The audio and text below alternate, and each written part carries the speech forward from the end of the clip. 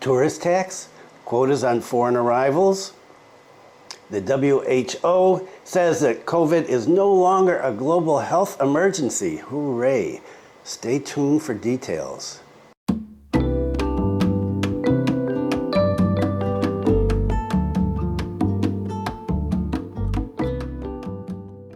Selamat siang. Welcome to the latest news from Bali and Indonesia. This is May 6, 2023, and my name is Bruce. What is the weather like today? Wow, it is hot. It's actually, according to my little temperature thing, only 32 degrees Celsius, of course, and a humidity of 71%, wind speed of 9.4 kilometers per hour, but it seems like it's about 39. It is so hot. Zoe and I were out for a little walk this morning, and wow, was I sweating. So it is hot, hot, hot weather, and yeah, cloudy, but let's hope that there is no rain. Okay, I'm not going to say anything more about the rain. Don't want to jinx things. And wow, there is just so much stuff and so much weird stuff going on. Just a couple of updates from the last video. One, the 3 tourists who were being searched for by immigration because of posing in front of a temple in Besaki. They were quickly picked up. They did an apology ceremony. 2 of them, a husband and wife, are being deported back to Russia, and the third, the immigration decided that she didn't really have anything to do with this other than be a bystander, and so I guess she's being allowed to stay here. So that is one. The second issue is the Australian guy who went berserk in the little island in Aceh and attacked a number of people. Well, he's in major trouble. According to a story that I just saw a few minutes ago, the family, the Indonesian's family, is asking for 61,000 Australian dollars. They've already paid, I guess, a few $1,000s for hospital bills. And the guy who was injured, well, he's apparently pretty injured, besides the 50 stitches, which got infected, and he's being treated for that. There's broken bone, muscle damage, and it could be at least 3 months or more before he works. And so the family is asking for compensation, roughly around $61,000 at this point, in order to pay for the family to eat and things while the fellow is not working, and to help set up an additional job for him, some kind of a business, because it's not clear not if he's going to be able to go back to fishing. And the Australian Perp's family is apparently planning on coming here to negotiate a settlement with the family directly. In the meantime, the Australian man is still in jail, and he's facing 5 years in prison. And if Shari's is implemented, he could be facing 40 lashes as well. And so he says, I don't remember anything. It was like I was possessed. And he's claimed he only had 1 shot of vodka and went berserk. And he said, I was not naked, I was wearing underwear. This guy is in major, major trouble. Okay, so there was a lot of stuff here, and there are so many news reports about this. I've gone through half a dozen of them and kind of lumped them all together.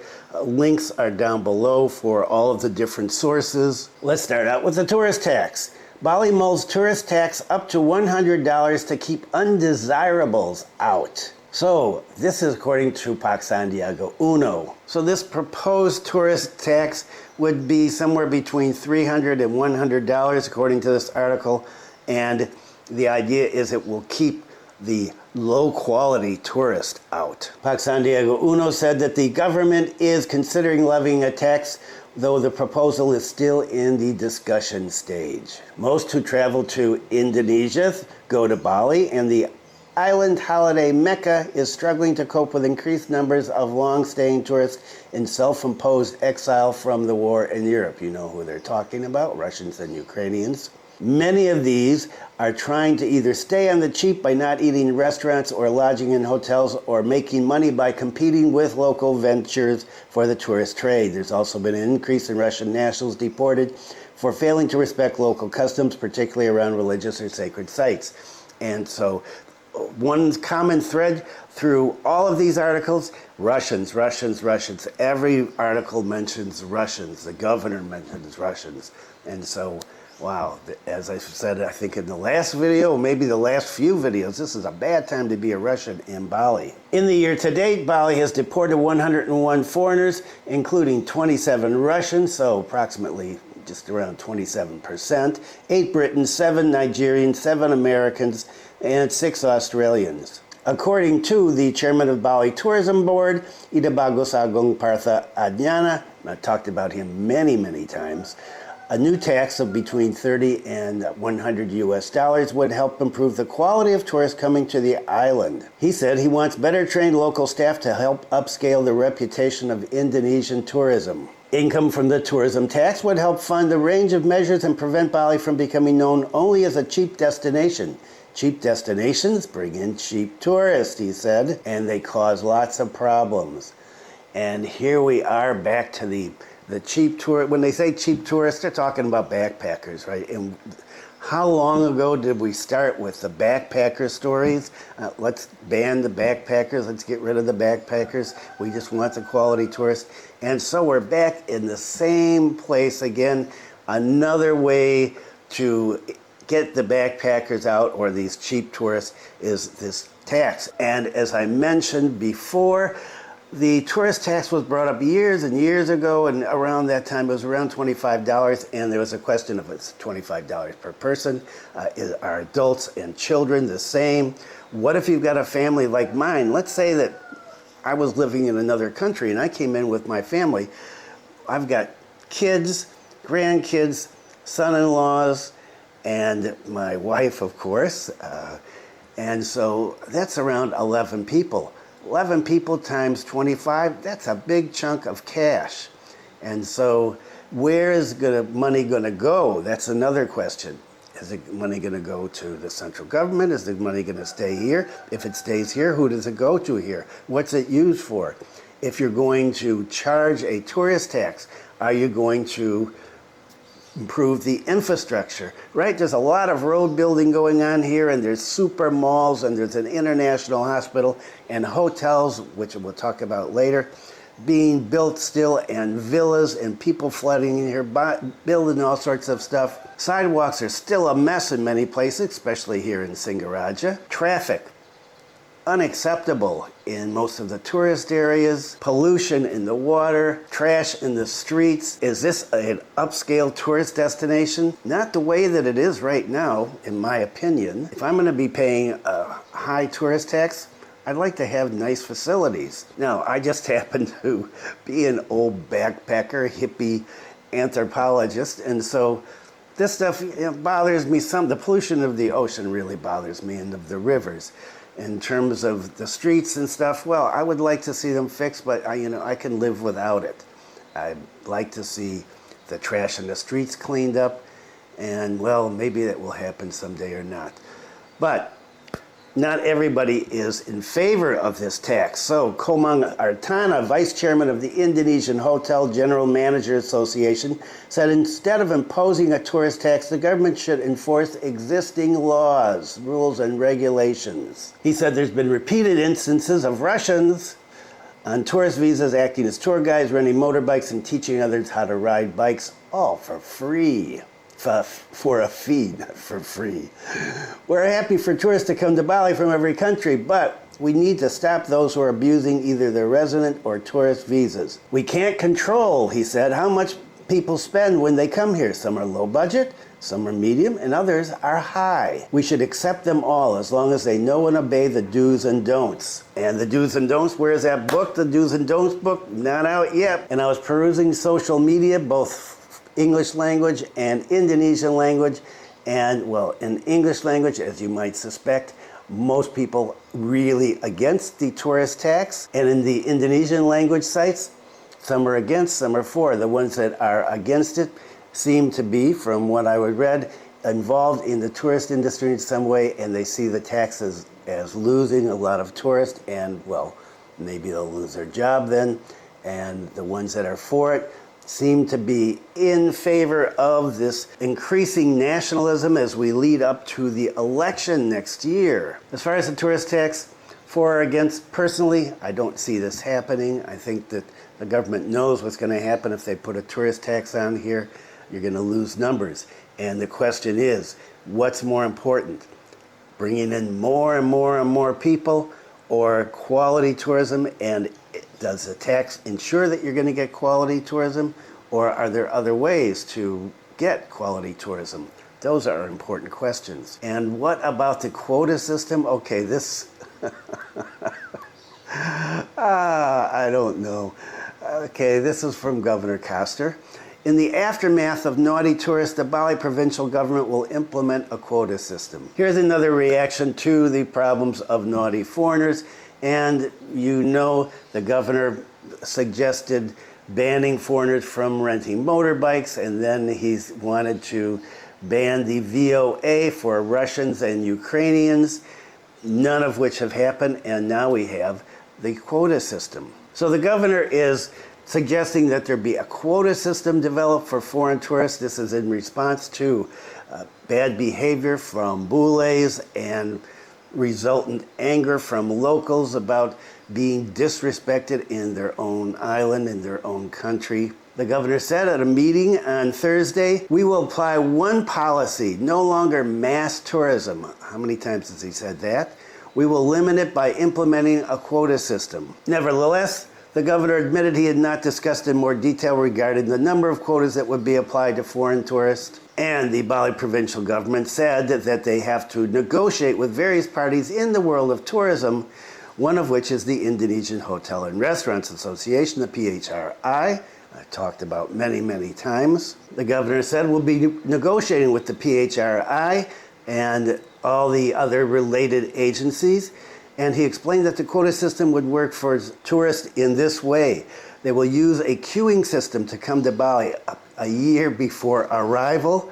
People will queue up. Those who will come next year will be fighting over the list now. We want to implement that system. So you're gonna make a reservation a year in advance in order to get through this queue. I'm going to be very diplomatic about this one, and well, you can imagine what I think about this. The governor said among the issues that needs to be looked at are the carrying capacity of tourism in Bali before implementing the policy.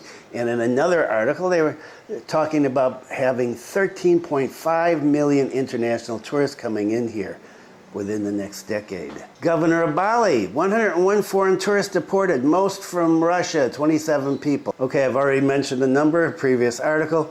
The governor revealed a number of foreign tourist behaviors that worry the public and lead to deportations. They include riding a motorbike without a helmet. Really, that's a deportation.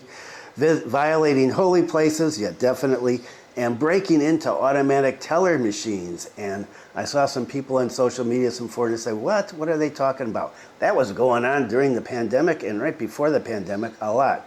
Those were primarily Bulgarians, if I remember right. The governor said the violations are clear. I've coordinated a meeting with the chief of regional police and the Human Rights Ministry and told them to take action against these kinds of things.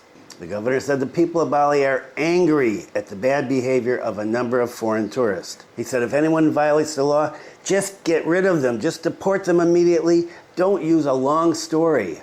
Okay, and the governor is getting tough again, under a lot of pressure. Could be. Okay, and so the quota system, don't see that going anywhere. And COVID, right? I said that in May, the WHO was going to make some announcement on COVID, and the Indonesian government are waiting to decide what they're going to make an announcement about COVID, what their policy is going to be based on what the WHO said. And so here it is. COVID is no longer a global health emergency, WHO. On Friday, the WHO said that COVID-19 is no longer a global health emergency. It has, according to official statistics, killed 6.9 million people, but according to spokesperson for the WHO, the number could actually be as much as 20 million or more because of poor reporting techniques. The WHO Director General, Mr. Tedros, said yesterday the emergency committee met for the 15th time and recommended to me that I declare an end to public health emergency of international concern. I accepted that advice. The WHO's emergency committee first declared COVID-19 as representing a highest level of alert more than 3 years ago on January 30th, 2020. It's been a long 3 years. Changed a lot of people's lives and continues to change a lot of people's lives. Lifting the emergency is a sign that there's progress in the area of COVID, but nonetheless, WHO says that it is still here to stay. It's just not at the emergency level anymore. Cases have dropped from a peak of 100,000 per week, that's the death rate, in January 2021 to just over 3,500 in the week of April 24th. That's still a lot.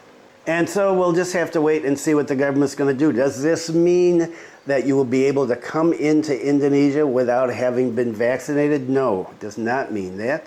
Will the government lift that requirement? Quite possibly. We do have a surge right now in cases in some places, like in Jogja, around 70% increase. That's due to people returning from Mudik. And so within another month, we'll see where those cases are. And I imagine that the health ministry will come out with some statement sometime in the near future about what the government's plan for COVID-19 is here.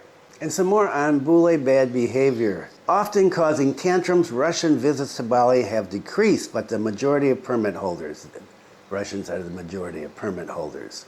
According to the head of the Bali Provincial Office of the Ministry of Law and Human Rights, the number of foreign nationals who entered through Ngurai Airport was 1,164,042 during the past 4 months. Most of those were Australians. They averaged 90,000 a month. Meanwhile, the number of arrivals of foreign visitors to Bali is decreasing day by day after many reports of Russian citizens acting and violating the law. In January, Russians took second place with most, with 22,703. Then it decreased to the number 3 position with 17,874 in February. And then in March, it was down to the 8th position, 14,864. And now it is out of the top 10 even, according to this. Of the 101 people that have been deported, of course, as already said, 27 were Russians. A total of 31 countries were involved in these deportations. The head of Immigration Division, Baron Ichan, said that the whole community should be able to report foreigners who are suspected of disturbing the order, carrying out activities that are not in accordance with their visa or residence permits, and do that through the nearest immigration office or through the Foreigner Monitoring Team, Timpora, it's called. Timpora, 2 words, Timpora. It's predicted that more than 300 foreigners will be deported this year because you have 101 for the first 4 months. Multiply that by 3 and you get 300. Pak Baron said that it's acknowledged that continuing to deport people will have an impact on the image of Bali tourism. This will lead to an unfavorable assessment of tourism in Bali. He said, we promise to work without going viral. We don't need popularity. Okay, so what he's been saying was quit making all this stuff viral so that it's everywhere, everybody sees it, and then you go, immigration's not doing anything, and then we in turn respond to that because we have to show that we're doing stuff, and so we put foreigners on display as we're deporting them, and that gets out internationally, and it looks like we're just deporting people left and right. Well, at this point, deporting about 30 people a month, more or less.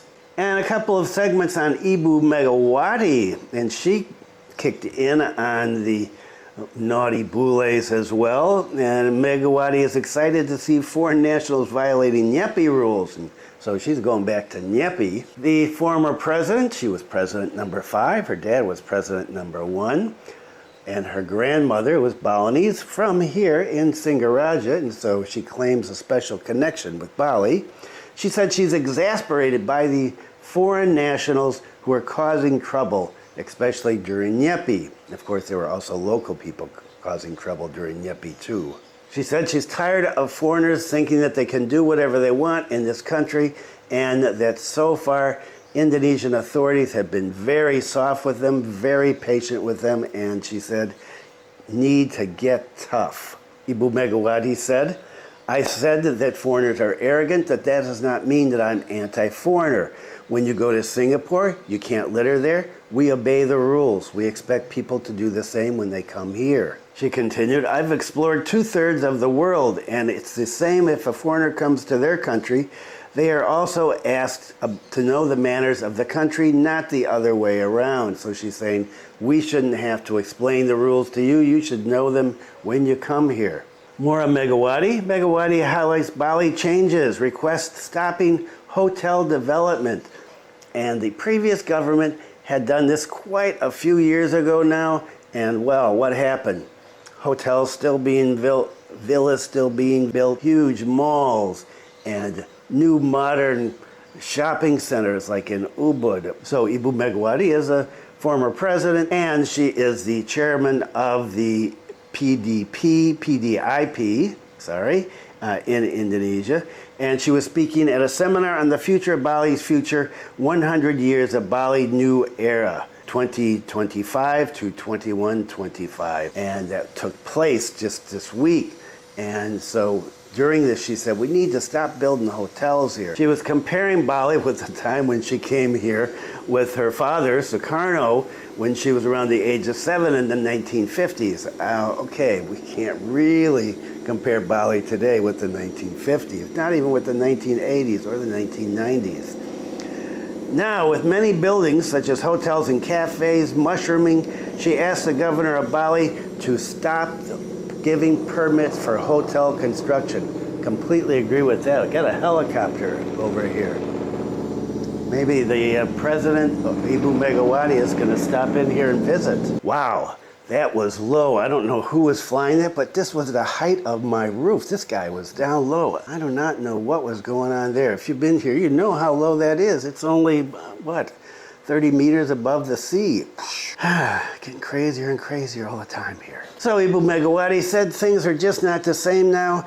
You go, you look, the rice fields are turning yellow. I don't hear the sound of music playing. I don't hear people reading the Vedas. She said, we need to preserve traditional Balinese culture. She said, I said to Wyan Koster, the governor, right? What are you doing with Bali? Don't get comfortable just being a Balinese. Just take a look at the video that went viral during Nyepi. And apparently after this meeting, the governor agreed to stop converting land for construction of commercial buildings. Wow, now that would be a big thing. And more on Ibu Megawati. Megawati reiterates North Bali Airport development. I will protest. Apparently without being asked, Ibu Megawati offered her opinion on the North Bali Airport again and said, I told the president no.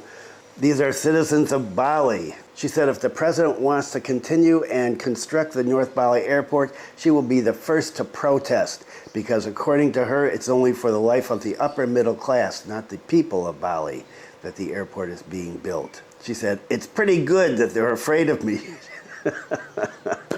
I faced 4 ministers to convince no, and once I was no, that's what I said. I'm from Buleleng. I said no. And apparently Pak Jokowi said, according to Ibu Megawati, oh, if you already have one, my wish is not for me, but for the people of Bali.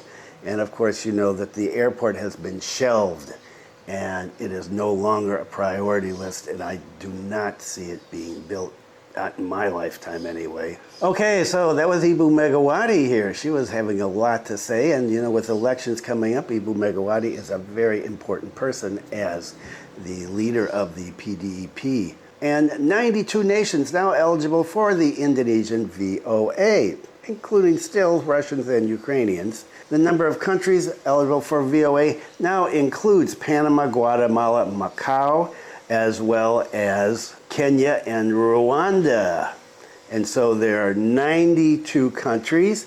VOAs are suitable for tourism visits, governmental visits, trips for business meetings, purchasing trips, and transit stops. A VOA is valid for 30 days and can be extended for another 30 days, but cannot be converted to another type of visa. Passports must have a minimum of 6 months of validity at the time of the visa issuance, and it must be used within 90 days of issuance, and you can do it online, the electronic visa on arrival, and there's a link down below to that if you want to do that. And so more countries, right? So we're going to put a quota system on, and we're going to add tax, but let's let some more countries get the visa on arrival. I love how consistent the government is on the plans here. Talk about ad hoc stuff. And what about some local stuff right here in Buleleng? Rejecting the relocation, fish traders at Singaraja's Anyar market stormed the Buleleng DPRD, the Buleleng regional government. Dozens of fish traders went to the Buleleng DPRD yesterday morning at 8 o'clock, but there was nobody there. They wanted to meet with the chairman of the DPRD to complain about what is happening to them at the Anyar market, which is not far from my house. I've done some videos on that. So what was the problem with the fish traders? Well, previously they traded on the north side of Pasar Anyar. Starting on Monday, they're going to be relocated to the second floor. Monday is, 2 days from now? And they will be up there along with the meat traders. They're all complaining. They complain because there's quite a lot of types of trade, plus the burden is quite heavy. Carrying things up the stairs, the merchants are unable to transport merchandise to the second floor alone. If they use help, they have to pay $100,000 or $150,000 a day getting things up and down. They said if things don't sell well, we're going to lose money. Who wants to have a business like that? The fish traders plan on going back to the government next week and push their point again. Yeah, and I hope that they're down on the first floor too. I like that. I like having them on the first floor. I don't particularly like going upstairs, but that's just me. Wow, that's intense. Okay, a lot of stuff there, a lot of questions, some new proposals, I don't know, ideas floating about here about tourist taxes and quotas. The good thing that I heard was a couple of things. One, enforce the laws that are here. One, you've got enough laws, all you need to do is enforce them. Two, stop giving permits to build hotels and villas. There's plenty here. And before somebody says, well, you built yours. Okay, I built 2 houses in Bali, and both of them on land that already had buildings on them. We tore the buildings down and rebuilt them. So before you say, well, you built a place in a villa. I live in the middle of the city. I bought the house that was here. We tore it down. We built this place. My first house in a village over in Anyar did the same thing. I didn't buy that. That was a friend's. We took his house, we tore it down, we built a new one. So you can build things here without using up green land. And so I'm hoping that the governor is going to implement that policy immediately, because the last thing I think most people want to see is Bali turn into a concrete island. Just like Megawati said, I'm not anti-foreigner, but she's really pissed off at foreigners. I'm not either. I'm just sometimes a little misanthropic. I get that way. Maybe it's because of age. Maybe it's just because I don't understand why people can't just do the right thing. Okay, so that's it. That's it. Thanks for viewing. Be kind to someone today. Really important in these days with a lot of stress and tension going on in the island. Stay safe, and I will see you next time.